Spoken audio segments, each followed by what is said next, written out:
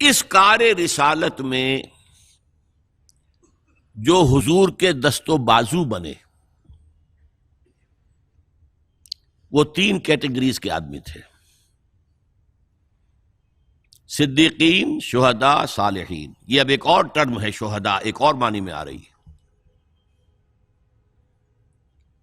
وہ کہا گیا ہے سورہ فاتحہ میں، ہم پڑھتے ہیں نا، اہدنا الصراط المستقیم صراط الذین انعمت علیہم، ہمیں سیدھے راستے کی ہدایت بخش، ان کا راستہ جن پر تیرا انعام ہوا۔ Who are they؟ یہاں تو چونکہ بات مختصر ہے، سورہ نساء میں کھول دی، وَمَن يُطِعِ اللَّهَ وَرَسُولَهُ فَأُولَٰئِكَ مَعَ الَّذِينَ أَنْعَمَ اللَّهُ عَلَيْهِم مِّنَ النَّبِيِّينَ وَالصِّدِّيقِينَ وَالشُّهَدَاءِ وَالصَّالِحِينَ وَحَسُنَ أُولَٰئِكَ رَفِيقًا۔ جو اللہ اور اس کے رسول کی اطاعت پر کاربند ہو جائیں گے انہیں معیت حاصل ہوگی، انبیاء کی، صدیقین کی، شہداء کی اور صالحین کی۔ یہ چار کارڈرز ہو گئے، بیس لائن صالحین، ٹاپ نبی، نبوت کا دروازہ بند۔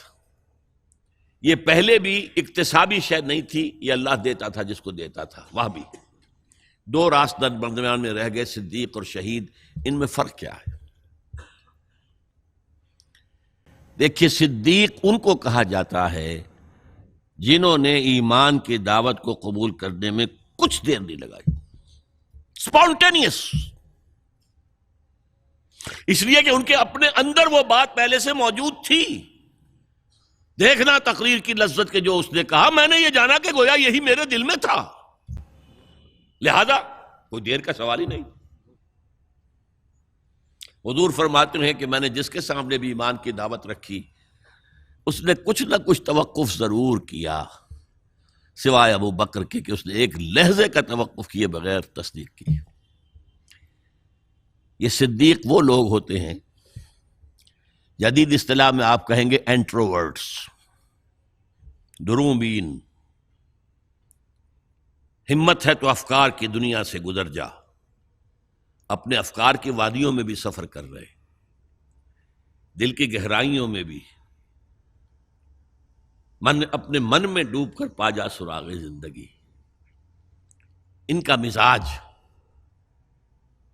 جب غور و فکر کرنے والے ہیں، سوچنے والے ہیں، نیکی کی حس بیدار ہے، از خود اپنی فطرت سلیمہ اور عقل سلیم کی روشنی میں وہاں پہنچ گئے آس پاس، لہذا دعوت آئی فوراً تصدیق۔ ہماری امت کے عظیم ترین صدیق ابو بکر اور عثمان رضی اللہ تعالی عنہما، اور عظیم ترین شہداء حمزہ اور عمر رضی اللہ تعالی عنہ۔